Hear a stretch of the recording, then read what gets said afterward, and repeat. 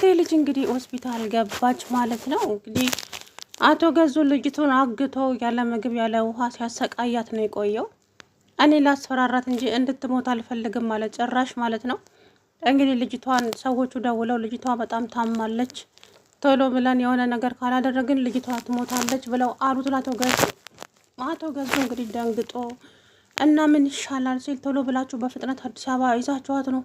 እኔም እናቷን ላስፈራራት እንጂ ህፃኗ በፍጹም እንድትሞት አልፈልግም፣ ከሞተች ከባድ ችግር ይፈጠርብኛል አለ። ካሌብም እንግዲህ በአጋጣሚ መጥቶ አንተ ማን ስለሆንክ ነው ልጅቷን እንደዚህ የምታሰቃየው ሲል ከአቶ ገዙ ጋር ተፋጠጡ ማለት ነው። እንግዲህ ትሁት መከራ ነው። ለአባዬ ተደውሎ የትሁት ልጅ በጣም ታማለች፣ እናም ያለ ቶሎ እንድትመጣ እንፈልጋለን፣ ብቻህን ሰው አስከትዬ ነው የምመጣው ምትል ከሆነ ደግሞ ህፃኗን እስከ መጨረሻው እንዳታያት ትሆናለህ። እሺ እሺ ብሎ አባዬ እንግዲህ ሄዶ ህፃኗን አያት ማለት ነው። ለትሁት ደውሎ እዛ እንድትመጣ ተደረገ። ትሁት እንግዲህ ስቅስቅ ብላ አለቀሰች ማለት ነው። ምክንያቱም ይሄ ሁሉ እኔ ለሰዎች ብዬ ነው አንቺን እንደዚህ እዚህ ውስጥ የከተትኩሽ በምንም በማታውቂው ብላ እንግዲህ አቶ ገዙ እውነት ለመናገር ምን አይነት እንጃ እኔ ድራማ መሆኑን እያወቅኩኝ መናደዴስ። እናም አቶ ገዙ እንግዲህ በጣም ደንግጧል።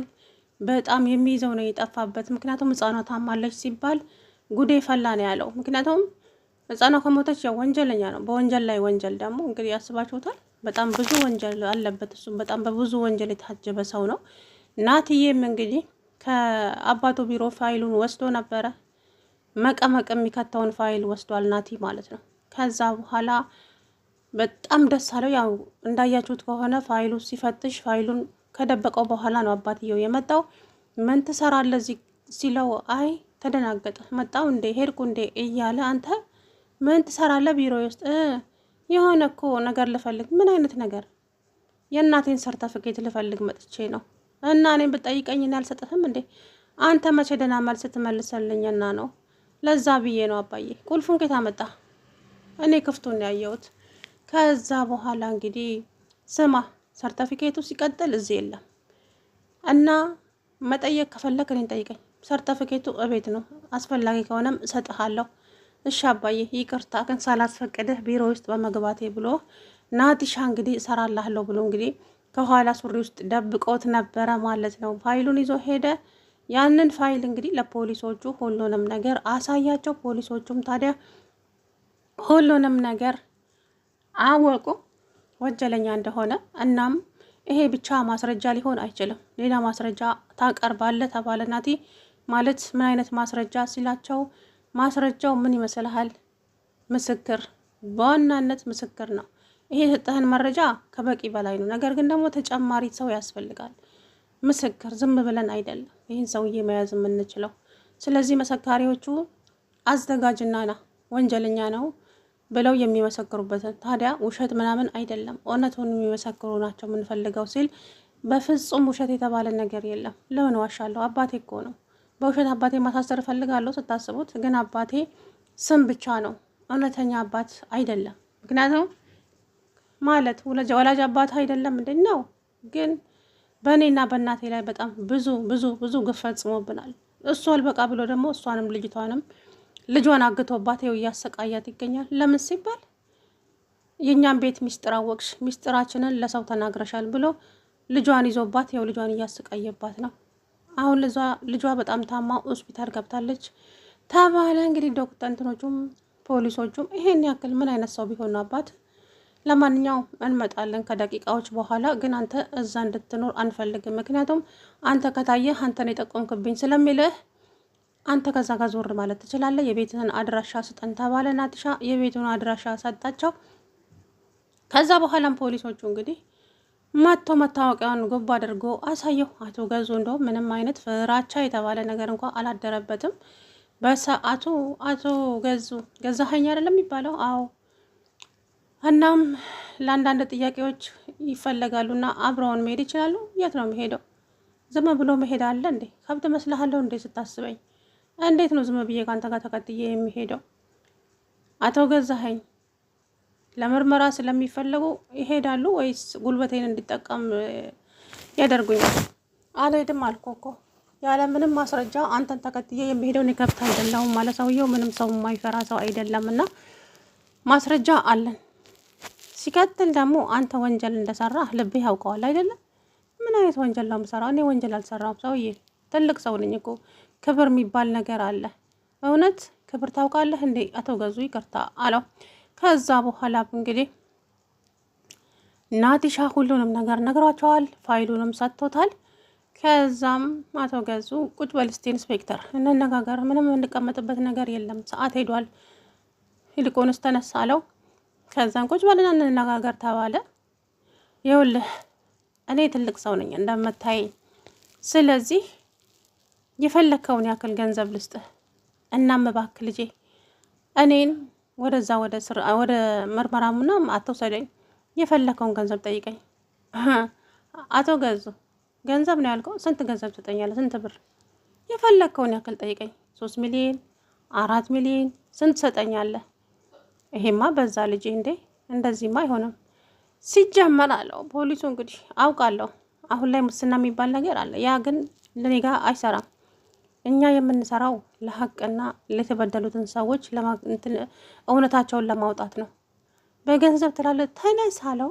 እባክህን ልጄ እባክህን ብሎ ቢለምነው በጭራሽ ትጠየቃለህ። እኔ እኮ አንተን እዚህ ገንዘብ ተቀብዬ ባስቀርህ እዛ ፋይልህ አለ። ስለዚህ የበላይ ደግሞ የኔ በላይ አለ፣ እኔ ነው የሚያስራው። ስለዚህ እባክህ እንዳከበርኩ ቀጥላለሁ። ከዛም አቶ ገዙ እንግዲህ ወደዛው ሄደ ማለት ነው፣ ወደ ከርቸሌ። ናቲሻ ደስ አለው። ናትዬም እንግዲህ እናቱን በስልክ አግኝቷታል ማለት ነው። በመጀመሪያም ብሎት ነበረ ትሁት ተይቅርብኝ፣ እናቴ በህይወት ካለች ይበቃኛል፣ ደግሞ በቅርቡ በአካል አያታለሁ። ግን አሁን ልጅሽ ያለችበትን እያወቅሽ እናትህን አገኛት ለምን ትይኛለሽ? የራስሽ ጭንቅ ሳያንስ ደግሞ ለእኔ ታስቢያለሽ እንዴት? ትሁት እባክሽን ሲላት ናቲ የሚፈጠረው ነገር ስለማይታወቅ እናትህን አግኛት አለችው በስልክ። ከዛ በኋላም እንግዲህ አባዬ ጋር ተገናኘ ናቲ። እባክህን አባዬ እናቴን ማየት እፈልጋለሁ ማግኘት እፈልጋለሁ ሲለው እኔ ራሴ ላገናኝ ነበር እኮ ዛሬ፣ አሁን ወደ ቤት ስትገባ አገናኝሃለሁ ከእናት ጋራ አለው። እውነት አባዬ? አዎ፣ ግን እዛ ስፍራ ላይ ሰው በሌለበት ቦታ ላይ መሆን አለበት ናቲ። እዛ ሰፈር ላይ ከሆንክ ችግር ነው፣ ወይ ሚስቱ ወይ ደግሞ እራሱ ሰውየው ይሰማህና ችግር ይፈጠራል። እኔ ጋር እንዳለች ይታወቃል። ስለዚህ ራቅ ያለበት ቦታ ሄድና እናትህን አውራት። እሺ ብሎ ናቲሻም እንግዲህ ወደ ጫካ ውስጥ ሄዶ እናቱን አገኘ። ያው ሄሎ ሄሎ እየተባባሉ በፍራቻ እንግዲህ ተነፋፍቀው የኖሩ ሰዎች ናቸውና ከዛም ናቲ እናቱን አገኘ በስልክ ማለት ነው። ከዛም አባዬ ጋር ተደውሎ እንግዲህ የዛ አቶ ገዙ ነው የአባዬን ስልክ የሰጣቸው ይመስለኛል። አቶ የትሁት አባት ነው ሲሉት፣ አዎ ምን ነው? የትሁት ልጅ በጣም ታማለች። ምን? አዎ፣ ስለዚህ ሰው አስከትለ ከመጣ ችግር ትፈጥራለህ። ብቻህን እንድትመጣና እንድታያት እንፈልጋለን። ከዛም ለልጅቷ ስልኩን ሰጧትና አናገረችው። እመጣለሁ የኔ ልጅ መጣው ብሎ አባዬ ጊዜ ልጅቱ በጣም ታማለች፣ እባካችሁ ሐኪም ቤት እንድትገባ አድርጓት። አሁን እናቷ ይሄንን ከሰማች ምን እንደምትሆን ታስባላችሁ? አሁን ሐኪም ቤት እንድትገባ አድርጉ እባካችሁ፣ እባካችሁ። እናንተ ግን ምን አይነት ግፈኛ ናቸው? እባክህ ዞር በል፣ እኛ ግፈኛ አይደለንም። እንደዚህ ያደረጋት ሰው ነው ግፈኛ። እናንተስ ብትሆኑ ልጅ የላችሁም? እህት የላችሁም? እንዴት እንደዚህ ታደርጋላችሁ? የሰው ልጅ የፈለገ ገንዘብ እንኳን ቢካፈላችሁ ሰውዬ ትርፍ ንግግር አታውራ። አሁን ህፃኗን ሆስፒታል ውሰዷት ተባለ፣ ወሰዳት። አቶ ገዙ ጋር ተደወለና እንግዲህ ልጅቷ በጣም ታማለች እና ምንድነው ማድረግ ያለብን? ቶሎ ብላችሁ ሐኪም ቤት ውሰዷት። አዲስ አበባ ገብታችኋል አይደለ?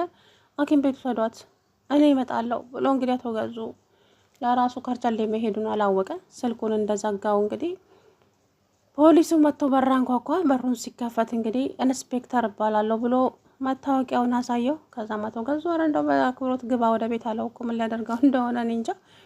ከዛም ትሁቴ እንግዲህ ጆሮዋን አጮልቃ እየሰማቻቸው ነበረ። ከዛም እሷ ገዙና ሰውየው ፖሊሱ የሚያወራውን ሁሉንም ነገር ሰማች። ትሁት የታበክ አንተ ሰውዬ በስተ መጨረሻም እስር ቤት ገባ ነው አይደለ? አይ ፈጣሪ ላንተ ምን ይሳናሃል እያለች ትሁት እንግዲህ ደስ አላት ማለት ነው። ከዛም ናቲሻ እንግዲህ ለትሁት ደውሎ ፖሊስ መጣ እንዴ ሲላት፣ አዎ ናቲ መጥቷል፣ ስጋው ስልኩን ሰውየው እንዳይሰማ አለችው። ስልኩን ዘጋችና ወደዛ ወደዚህ እየሄደች እያለ አባዬ ስልክ ደወለላትና ትሁት የት ነው ያለሽው? ቤት ነኝ አባዬ። ምን ነው? ትሁት አሁን የምነግርሽ ነገር ከበድ ያለ ነገር ነው። ምን እንደማረግ አላውቅም። ልጅቷ በጣም ታማለች እና ሐኪም ቤት ገብታለች። የቷ ልጅ አባዬ? ልጅሽ ነቻ። ምን? አዎ ትሁት፣ የፈራሁት ነገር ይሄንን ነበረ። አየሽ፣ በመጀመሪያ እዚህ ነገር ውስጥ ስትገቢ ልጅሽን መስዋዕት አድርገሽ ነው ወይ ብዬ ስንቴ ደጋግሜ ነገርኩሽ። አንቺ ግን ይኸው እኔ የፈራሁት ነገር ደረሰ። ግን እኔ አለሜ እዚህ ቤት እንዳትመጣ ወይ ጠልቻት ምናምን ነገር መስሎሽ ነበር። አንቺ ግን እኔ ላንቺ አስቤ ነበረ። አንቺ ግን በሰዓቱ አለም ከዛ ቤት ማምለጧን ብቻ ነበር ያሰብሽው። ስለ ልጅሽ ምንም አላሰብሽም። እናም ይሄ ቀን እንደሚመጣ አስቤ ነበር አላባዬ። ከዛን ትሁት አሁን የት ነው ያለችው ስትለው ሐኪም ቤት ነች። እንግዲህ ትሁቴ ቅልጥ አድርጋ ጮኸች። ምን ሆነሻል አለቻት ቤቲ። ልጄ ታማብኛለች፣ ሆስፒታል ገብታለች፣ መሄድ አለብኝ። ትሁት አትሄጂም፣ ዞር በይልኝ እባክሽ። አንቺ ደግሞ ወደዛ፣ አንቺ ታውቂያለሽ ስለ ልጅ አልወለድሽ። ከዛ በኋላ እንግዲህ ትሁቴ እየሮጠች ሐኪም ቤት ስትሄድ ልጅቷ ተኝታለች። ያው ደህና ናት፣ ግን ያው ድካም፣ ምግብ አልተሰጣትማ። ምግብ ስላልሰጧት ድካም ነው እንጂ ደህና ናት ማለት ነው። ትሁቴ እንግዲህ ስቅስቅ ብላ አለቀሰች። እናቷን ስታይ ደስ አላት ህፃኗ። እንግዲህ አባዬ ምን ጉድ ነው እንደዚህ አይነት ነገር፣ ምን አይነት ጭካኔ ነው አለ ካሌብና እንግዲህ አቶ ገዙም ተፋጠጡ።